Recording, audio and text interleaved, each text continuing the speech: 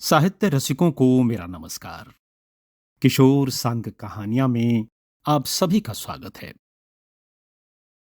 प्रस्तुत है मुंशी प्रेमचंद की लिखी कहानी जिहाद। बहुत पुरानी बात है।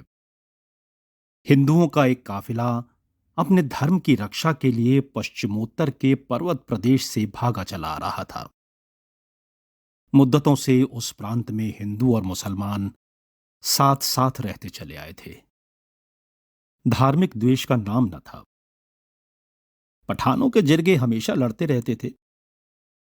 उनकी तलवारों पर कभी जंग न लगने पाता था। बात बात पर उनके दल संगठित हो जाते थे। शासन की कोई व्यवस्था न थी। हर एक जिरगे और कबीले की व्यवस्था अलग थी। आपस के झगड़ों को निपटाने का भी तलवार के सिवा और कोई साधन न था। जान का बदला जान था, खून का बदला खून। इस नियम में कोई अपवाद न था। यही उनका धर्म था, यही ईमान। मगर उस भीषण रक्तपात में भी हिंदू परिवार शांति से जीवन व्यतीत करते थे। पर एक महीने से देश की हालत बदल गई है। एक मुल्ला ने न जाने कहां से आकर अनपढ़ धर्मशून्य पठानों में धर्म का भाव जागृत कर दिया। उसकी वाणी में कोई ऐसी मोहिनी है कि बूढ़े जवान स्त्री पुरुष खींचे चले आते हैं। वो शेरों की तरह गरज कर कहता है, खुदा ने तुम्हें इसलिए पैदा किया है कि दुनिया को इस्लाम की रोशनी से रोशन कर दो। दुनिया से कुफ्र का निशान मिटा दो। एक काफिर के दिल को इस्लाम के उजाले से रोशन कर देने का सवाब सारी उम्र के रोजे, नमाज और ज़कात से कहीं ज्यादा है। जन्नत की हूरें तुम्हारी बलाएं लेंगी और फरिश्ते तुम्हारे कदमों की खाक माथे पर मलेंगे। खुदा तुम्हारी पेशानी पर बोसे देगा। और सारी जनता ये आवाज सुनकर मजहब के नारों से मतवाली हो जाती है। उसी धार्मिक उत्तेजना ने कुफ्र और इस्लाम का भेद उत्पन्न कर दिया है। प्रत्येक पठान जन्नत का सुख भोगने के लिए अधीर हो उठा है। उन्हीं हिंदुओं पर जो सदियों से शांति के साथ रहते हैं, हमले होने लगे हैं। कहीं उनके मंदिर ढाए जाते हैं, कहीं उनके देवताओं को गालियां दी जाती हैं, कहीं उन्हें जबरदस्ती इस्लाम की दीक्षा दी जाती है। हिंदू संख्या में कम हैं, असंगठित हैं, बिखरे हुए हैं। इस नई परिस्थिति के लिए बिल्कुल तैयार नहीं। उनके हाथ पांव फूले हुए हैं। कितने ही तो अपनी जमा जथा छोड़कर भाग खड़े हुए हैं। कुछ इस आंधी के शांत हो जाने का अवसर देख रहे हैं। यह काफिला भी उन्हीं भागने वालों में था। दोपहर का समय था। आसमान से आग बरस रही थी। पहाड़ों से ज्वाला सी निकल रही थी। वृक्ष का कहीं नाम न था।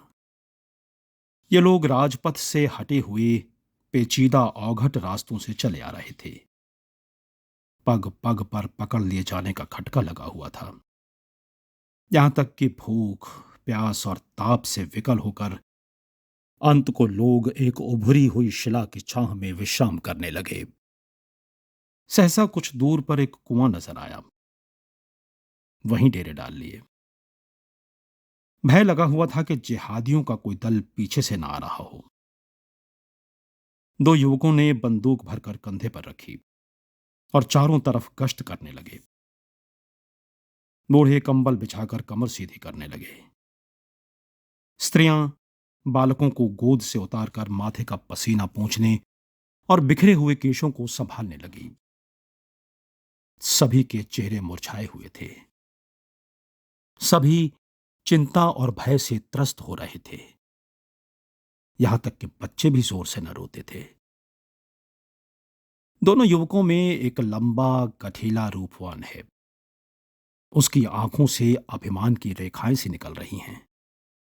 मानो वो अपने सामने किसी की हकीकत नहीं समझता। मानो उसकी एक एक गत पर आकाश के देवता जय घोष कर रहे हैं। दूसरा कद का दुबला पतला रूपहीन सा आदमी है, जिसके चेहरे से दीनता झलक रही है। मानो उसके लिए संसार में कोई आशा नहीं, मानो वो दीपक की भांति रो रो कर जीवन व्यतीत करने के लिए ही बनाया गया है। उसका नाम धर्मदास है, इसका खजान चंद। धर्मदास ने बंदूक को जमीन पर टिकाकर एक चट्टान पर बैठते हुए कहा, तुमने अपने लिए क्या सोचा? कोई लाख सवा लाख की संपत्ति रही होगी तुम्हारी। खजान चंद ने उदासीन भाव से उत्तर दिया, लाख सवा लाख की तो नहीं, हां 50-60 हजार तो नकद ही थे। तो आप क्या करोगे? जो कुछ सिर पर आएगा झेलूंगा। रावलपिंडी में दो चार संबंधी हैं, शायद कुछ मदद करें। तुमने क्या सोचा है? मुझे क्या काम है? अपने दोनों हाथ अपने साथ हैं। वहां इन्हीं का सहारा था, आगे भी इन्हीं का सहारा है। आज और कुशल से बीत जाए तो फिर कोई भय नहीं। मैं तो मना रहा हूं कि एक आध शिकार मिल जाए, एक दर्जन भी आ जाए तो भून कर रख दूंगा। इतने में चट्टानों के नीचे से एक युवती हाथ में लोटा डोर लिए निकली और सामने कुएं की ओर चली। प्रभात की सुनहरी मधुर अरुणिमा मूर्तिमान हो गई थी। दोनों युवक उसकी ओर बढ़े, लेकिन खजान चंद तो दो चार कदम चलकर रुक गया। धर्मदास ने युवती के हाथ से लोटा डोर ले लिया और खजान चंद की ओर सगर्व नेत्रों से ताकता हुआ कुएं की ओर चला। खजान चंद ने फिर बंदूक संभाली और अपनी झेप मिटाने के लिए आकाश की ओर ताकने लगा। इसी तरह कितनी ही बार धर्मदास के हाथों पराजित हो चुका था। शायद उसे इसका अभ्यास हो गया था। अब इसमें लेशमात्र भी संदेह न था कि श्यामा का प्रेम पात्र धर्मदास है। खजानचंद की सारी संपत्ति धर्मदास के रूप वैभव के आगे तुच्छ थी। परोक्ष नहीं, प्रत्यक्ष रूप से भी श्यामा कई बार खजानचंद को हताश कर चुकी थी, पर वो अभागा निराश होकर भी न जाने क्यों उस पर प्राण देता था। तीनों एक ही बस्ती के रहने वाले थे। श्यामा के माता पिता पहले ही मर चुके थे। उसकी बुआ ने उसका पालन पोषण किया था। अब भी वो बुआ के साथ ही रहती थी। उसकी अभिलाषा थी कि खजानचंद उसका दामाद हो, श्यामा सुख से रहे और उसे भी जीवन के अंतिम दिनों के लिए कुछ सहारा हो जाए। लेकिन श्यामा धर्मदास पर रिझी हुई थी। उसे क्या खबर थी कि जिस व्यक्ति को वो पैरों से ठुकरा रही है वही उसका एकमात्र अवलंब है। खजानचंद ही वृद्धा का मुनीम, खजांची, कारिंदा सब कुछ था। ये जानते हुए भी कि श्यामा उसे जीवन में नहीं मिल सकती। उनके धन का ये उपयोग न होता तो वो शायद अब तक उसे लुटाकर फकीर हो जाता। धर्मदास पानी लेकर लौट ही रहा था कि उसे पश्चिम की ओर से कई आदमी घोड़ों पर सवार आते दिखाई दिए। जरा और समीप आने पर मालूम हुआ कि कुल 5 आदमी हैं। उनकी बंदूक की नलियां धूप में साफ चमक रही थीं। धर्मदास पानी लिए हुए दौड़ा कि कहीं रास्ते में ही सवार उसे न पकड़ लें, लेकिन कंधे पर बंदूक और एक हाथ में लोटा डोर लिए हुए वो बहुत तेज न दौड़ सकता था। फासला 200 गज से कम न था। रास्ते में पत्थरों के ढेर टूटे फूटे पड़े हुए थे। भय होता था कि कहीं ठोकर न लग जाए, कहीं पैर न फिसल जाए। इधर सवार प्रतिक्षण समीप होते जाते थे। अरबी घोड़ों से उसका मुकाबला ही क्या, उस पर मंजिलों का धावा हुआ। मुश्किल से 50 कदम गया होगा कि सवार उसके सिर पर आ पहुंचे और तुरंत उसे घेर लिया। धर्मदास बड़ा साहसी था, पर मृत्यु को सामने खड़ी देखकर उसकी आंखों में अंधेरा छा गया। उसके हाथ से बंदूक छूटकर गिर पड़ी। 5 उसी के गांव के महसूदी पठान थे। एक पठान ने कहा, उड़ा दो सिर मरदूद का, दगाबाज काफिर। दूसरा बोला, नहीं नहीं, ठहरो, अगर ये इस वक्त भी इस्लाम कबूल कर ले तो हम इसे मुआफ कर सकते हैं। क्यों धर्मदास, तुम्हें इस दगा की क्या सजा दी जाए? हमने तुम्हें रात भर का वक्त फैसला करने के लिए दिया था। मगर तुम इसी वक्त जहन्नुम में पहुंचा दिए जाओगे। लेकिन हम तुम्हें फिर मौका देते हैं, यह आखिरी मौका है। अगर तुमने अब भी इस्लाम कबूल न किया तो तुम्हें दिन की रोशनी देखनी नसीब न होगी। धर्मदास ने हिचकिचाते हुए कहा, अब जिस बात को अक्ल नहीं मानती उसे कैसे। पहले सवार ने आवेश में आकर कहा, मजहब से अक्ल का कोई वास्ता नहीं। तीसरा बोला, कुफ्र है, कुफ्र है। पहले ने कहा, उड़ा दो सिर मरदूद का, धुआं इस पार। दूसरे ने कहा, ठहरो, मार डालना मुश्किल नहीं, जला लेना मुश्किल है। तुम्हारे और साथी कहां हैं धर्मदास? सब मेरे ही साथ हैं। कलाम शरीफ की कसम, अगर तुम सब खुदा और उनके रसूल पर ईमान लाओ तो कोई तुम्हें तेज निगाहों से देख भी न सकेगा। आप लोग सोचने के लिए कुछ और मौका न देंगे? इस पर चारों सवार चिल्ला उठे, नहीं नहीं, हम तुम्हें न जाने देंगे, यह आखिरी मौका है। इतना कहते ही पहले सवार ने बंदूक छतियाली और नली धर्मदास की छाती की ओर करके बोला, बस बोलो, क्या मंजूर है? धर्मदास सिर से पैर तक कांप कर बोला, अगर मैं इस्लाम कबूल कर लूं तो मेरे साथियों को तो कोई तकलीफ न दी जाएगी। हां, अगर तुम जमानत करो कि वे भी इस्लाम कबूल कर लेंगे। हम इस शर्त को नहीं मानते, तुम्हारे साथियों से हम खुद निपट लेंगे। तुम अपनी कहो, क्या चाहते हो, हां या नहीं? धर्मदास ने जहर का घूंट पीकर कहा, मैं खुदा पर ईमान लाता हूं।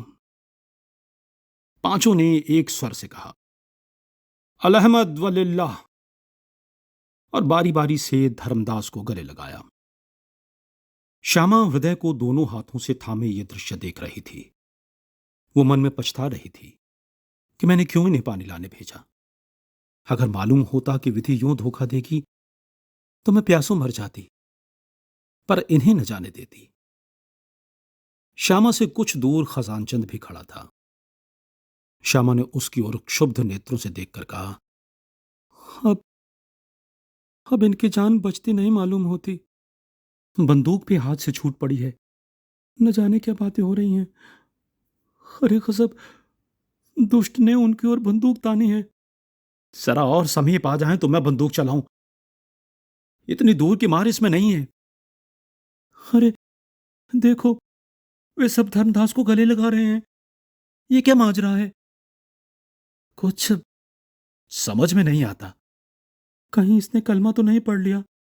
नहीं, ऐसा क्या होगा? धर्मदास से मुझे ऐसी आशा नहीं है।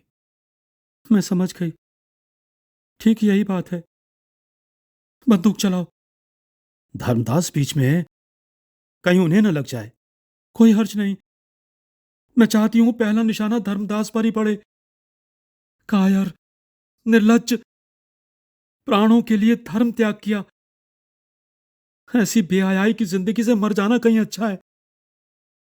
क्या सोचते हो? क्या तुम्हारे भी हाथ पांव भूल गए? लाओ, बंदूक मुझे दे दो, मैं इस कायर को अपने हाथों से मारूंगी। मुझे तो विश्वास नहीं होता कि धर्मदास। तुम्हें कभी विश्वास ना आएगा। लाओ, बंदूक मुझे दो। खड़े ताकते हो? क्या जब वे सिर पर आ जाएंगे तब बंदूक चलाओगे? क्या तुम्हें भी यही मंजूर है कि मुसलमान होकर जान बचाओ? अच्छी बात है, जाओ। श्यामा अपनी रक्षा आप कर सकती है, मगर उसे अब मुंह न दिखाना। खजानचंद ने बंदूक चलाई, एक सवार की पगड़ी को उड़ाती हुई निकल गई। जिहादियों ने अल्लाह अकबर की हांक लगाई। दूसरी गोली चली और घोड़े की छाती पर बैठी। घोड़ा वहीं गिर पड़ा। जिहादियों ने फिर अल्लाह अकबर की सदा लगाई और आगे बढ़े। तीसरी गोली आई, एक पठान लौट गया, पर इसके पहले की चौथी गोली छूटे पठान खजानचंद के सिर पर पहुंच गए और बंदूक उसके हाथ से छीन ली। एक सवार ने खजानचंद की ओर बंदूक तानकर कहा, उड़ा दूं सिर मरदूत का, इससे खून का बदला लेना है। दूसरे सवार ने, जो इनका सरदार मालूम होता था, कहा, नहीं नहीं, यह दिलेर आदमी है। खजानचंद, तुम्हारे ऊपर दगा, खून और कुफ्र, ये 3 इल्जाम है और तुम्हें कत्ल कर देना ऐन सवाब है। लेकिन हम तुम्हें एक मौका और देते हैं। अगर तुम अब भी खुदा और रसूल पर ईमान लाओ तो हम तुम्हें सीने से लगाने को तैयार हैं। इसके सिवा तुम्हारे गुनाहों का और कोई कफारा नहीं। यह हमारा आखिरी फैसला है। बोलो, मंजूर है? चारों पठानों ने कमर से तलवारें निकाल ली और उन्हें खजानचंद के सिर पर तान दिया। मानो नहीं का शब्द मुंह से निकलते ही चारों तलवारें उसकी गर्दन पर चल जाएंगी। खजानचंद का मुखमंडल विलक्षण तेज से आलोकित हो उठा। उसकी दोनों आंखें स्वर्गीय ज्योति से चमकने लगीं। दृढ़ता से बोला, तुम एक हिंदू से प्रश्न कर रहे हो? क्या तुम समझते हो कि जान के खौफ से वो अपना ईमान बेच डालेगा? हिंदू को अपने ईश्वर तक पहुंचने के लिए किसी नबी, वली या पैगंबर की जरूरत नहीं। चारों पठानों ने कहा, काफिर, काफिर। अगर तुम मुझे काफिर समझे हो तो समझो, मैं अपने आप को तुमसे ज्यादा खुदा परस्त समझता हूं। मैं उस धर्म को मानता हूं जिसकी बुनियाद अक्ल पर है। आदमी में अक्ल ही खुदा का नूर है और हमारा ईमान हमारी अक्ल। चारों पठानों के मुंह से फिर निकला, काफिर, काफिर। और चारों तलवारें एक साथ खजानचंद की गर्दन पर पड़ी। लाश जमीन पर फड़कने लगी। धर्मदास सिर झुकाए खड़ा रहा। वो दिल में खुश था कि अब खजानचंद की सारी संपत्ति उसके हाथ लगेगी और वो श्यामा के साथ सुख से रहेगा। पर विधाता को कुछ और ही मंजूर था। श्यामा अब तक मरमाहत सी खड़ी यह दृश्य देख रही थी। जो ही खजानचंद की लाश जमीन पर गिरी, वो झपट कर लाश के पास आई और उसे गोद में लेकर आंचल से रक्त प्रवाह को रोकने की चेष्टा करने लगी। उसके सारे कपड़े खून से तर हो गए। उसने बड़ी सुंदर बेल बूटों वाली साड़ियां पहनी होंगी, पर इस रक्त रंजित साड़ी की शोभा अतुलनीय थी। बेल बूटों वाली साड़ियां रूप की शोभा बढ़ाती थीं। यह रक्त रंजित साड़ी आत्मा की छवि दिखा रही थी। ऐसा जान पड़ा मानो खजानचंद की बुझती आंखें एक अलौकिक ज्योति से प्रकाशमान हो गई हैं। उन नेत्रों में कितना संतोष, कितनी तृप्ति, कितनी उत्कंठा भरी हुई थी। जीवन में जिसने प्रेम की भिक्षा भी न पाई, वो मरने पर उत्सर्ग जैसे स्वर्गीय रत्न का स्वामी बना हुआ था। धर्मदास ने श्यामा का हाथ पकड़कर कहा, श्यामा, श्यामा, होश में आओ। देखो, तुम्हारे सारे कपड़े खून से तर हो गए हैं। अब रोने से क्या हासिल होगा? ये लोग हमारे मित्र हैं, हमें कोई कष्ट न देंगे। हम हम फिर अपने घर चलेंगे और जीवन के सुख भोगेंगे। श्यामा ने तिरस्कार पूर्ण नेत्रों से देखकर कहा, तुम्हें अपना घर बहुत प्यारा है तो जाओ, मेरी चिंता मत करो, मैं अपना जाऊंगी। हाँ, अगर अब भी मुझसे कुछ प्रेम हो तो इन लोगों से, इन्हीं तलवारों से मेरा भी अंत करा दो। धर्मदास करुणा कातर स्वर से बोला, ये तुम क्या कहती हो श्यामा? तुम भूल गई कि हमसे तुमसे क्या बातें हुई थी? मुझे खुद खजानचंद के मारे जाने का शौक है, पर भावी को कौन टाल सकता है? अगर ये भावी थी तो यह भी भावी है कि मैं अपना अधम जीवन उस पवित्र आत्मा के शोक में काटूं जिसका मैंने सदैव निरादर किया। ये कहते कहते श्यामा का शोकोद्गार, जो अब तक क्रोध और घृणा के नीचे दबा हुआ था, उबल पड़ा और वो खजान चंद के निस्पंद हाथों को अपने गले में डालकर रोने लगी। चारों पठान ये अलौकिक अनुराग और आत्मसमर्पण देखकर करुणार्द्र हो गए।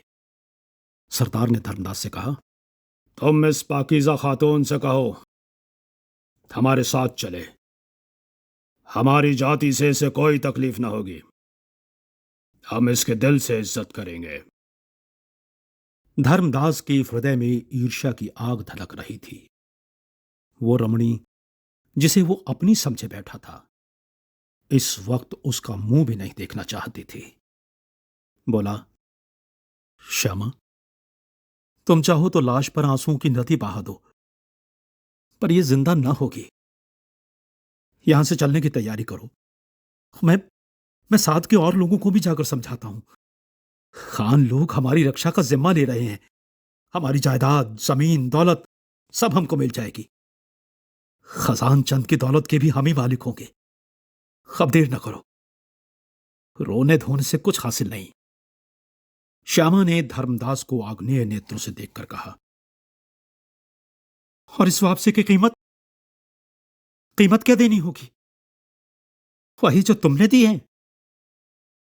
धर्मदास ये व्यंग्य न समझ सका। बोला, मैंने तो कोई कीमत नहीं दी। मेरे पास था ही क्या? ऐसा न कहो। तुम्हारे पास वो खजाना था जो तुम्हें आज से कई लाख वर्ष हुए ऋषियों ने प्रदान किया था, जिसकी रक्षा रघु और मनु, राम और कृष्ण, बुद्ध और शंकर, शिवाजी और गोविंद सिंह ने की थी। उस अमूल्य भंडार को आज तुमने तुच्छ प्राणों के लिए खो दिया। इन पांवों पर लौटना तुम्हें मुबारक हो। तुम शौक से जाओ। जिन तलवारों ने वीर खजान चंद के जीवन का अंत किया, उन्होंने मेरे प्रेम का भी फैसला कर दिया। जीवन में इस वीर आत्मा का जो मैंने निरादर और अपमान किया, इसके साथ जो उदासीनता दिखाई, उसका अब मरने के बाद प्रायश्चित करूंगी। ये धर्म पर मरने वाला वीर था, धर्म को बेचने वाला कायर नहीं। अगर तुम में अब भी कुछ शर्म और हया है तो इसका क्रियाकर्म करने में मेरी मदद करो, और यदि तुम्हारे स्वामियों को यह भी पसंद ना हो तो रहने दो, मैं सब कुछ कर लूंगी। पठानों के हृदय दर्द से तड़प उठे। धर्मांधता का प्रकोप शांत हो गया। देखते देखते वहां लकड़ियों का ढेर लग गया। धर्मदास ग्लानि से सिर झुकाए बैठा था और चारों पठान लकड़ियां काट रहे थे। चिता तैयार हुई और जिन निर्दय हाथों ने खजान चंद की जान ली थी, उन्हीं ने उसके शव को चिता पर रखा। ज्वाला प्रचंड हुई। अग्निदेव अपने अग्नि मुख से उस धर्मवीर का यश गा रहे थे। पठानों ने खजान चंद की सारी जंगम संपत्ति लाकर श्यामा को दे दी। श्यामा ने वहीं पर एक छोटा सा मकान बनवाया और वीर खजान चंद की उपासना में जीवन के दिन काटने लगी। उसकी वृद्धा बुआ तो उसके साथ रह गई और सब लोग पठानों के साथ लौट गए, क्योंकि अब मुसलमान होने की शर्त न थी। खजानचंद के बलिदान ने धर्म के भूत को परास्त कर दिया, मगर धर्मदास को पठानों ने इस्लाम की दीक्षा लेने पर मजबूर किया। एक दिन नियत किया गया। मस्जिद में मुल्लाओं का मेला लगा और लोग धर्मदास को उसके घर से बुलाने आए, पर उसका वहां पता न था। चारों तरफ तलाश हुई, कहीं निशान न मिला। साल भर गुजर गया। संध्या का समय था। श्यामा अपने झोपड़े के सामने बैठी भविष्य की मधुर कल्पनाओं में मग्न थी। अतीत उसके लिए दुख से भरा हुआ था। वर्तमान केवल एक निराशामय स्वप्न था। सारी अभिलाषाएं भविष्य पर अवलंबित थीं, और भविष्य भी वो जिसका इस जीवन से कोई संबंध न था। आकाश पर लालिमा छाई हुई थी। सामने की पर्वतमाला स्वर्णमयी शांति के आवरण से ढकी हुई थी। वृक्षों की कांपती पत्तियों से सरसराहट की आवाज निकल रही थी, मानो कोई वियोगी आत्मा पत्तियों पर बैठी हुई सिसकियां भर रही हो। उसी वक्त एक भिखारी फटे हुए कपड़े पहने झोंपड़ी के सामने खड़ा हो गया। कुत्ता जोर से भौंक उठा। श्यामा ने चौंक कर देखा और चिल्ला उठी, धर्मदास। धर्मदास ने वहीं जमीन पर बैठते हुए कहा, हाँ श्यामा, मैं अभागा धर्मदास ही हूं। साल भर से मारा मारा फिर रहा हूं। मुझे खोज निकालने के लिए इनाम रख दिया गया है। सारा प्रांत मेरे पीछे पड़ा हुआ है। इस जीवन से अब ऊब उठा हूं, पर मौत भी नहीं आती। धर्मदास एक क्षण के लिए चुप हो गया, फिर बोला, अब क्यों श्यामा, क्या अभी तुम्हारा हृदय मेरी तरफ से साफ नहीं हुआ? तुमने मेरा अपराध क्षमा नहीं किया? मैं तुम्हारा मतलब नहीं समझी। मैं अब भी हिंदू हूं। मैंने इस्लाम नहीं कबूल किया है। जानती हूं, यह जानकर भी तुम्हें मुझ पर दया नहीं आती। श्यामा ने कठोर नेत्रों से देखा और उत्तेजित होकर बोली, तुम्हें अपने मुंह से ऐसी बात निकालते शर्म नहीं आती? मैं उस धर्मवीर के ब्याहता हूं जिसने हिंदू जाति का मुख उज्जवल किया है। तुम समझते हो कि वो मर गया? यह तुम्हारा भ्रम है। वो अमर है। मैं इस समय भी उसे स्वर्ग में बैठा देख रही हूं। तुमने हिंदू जाति को कलंकित किया है। मेरे सामने से दूर हो जाओ। धर्मदास ने कुछ जवाब न दिया। चुपके से उठा, एक लंबी सांस ली और एक तरफ चल दिया। प्रातःकाल श्यामा पानी भरने जा रही थी, तब उसने रास्ते में एक लाश पड़ी हुई देखी। दो चार गिद्ध उस पर मंडरा रहे थे। उसका हृदय धड़कने लगा। समीप जाकर देखा और पहचान गई, ये धर्मदास की लाश थी। ये थी मुंशी प्रेमचंद की लिखी कहानी जिहाद। मिलता हूं आपसे अगली कड़ी में एक और कहानी के साथ। नमस्कार।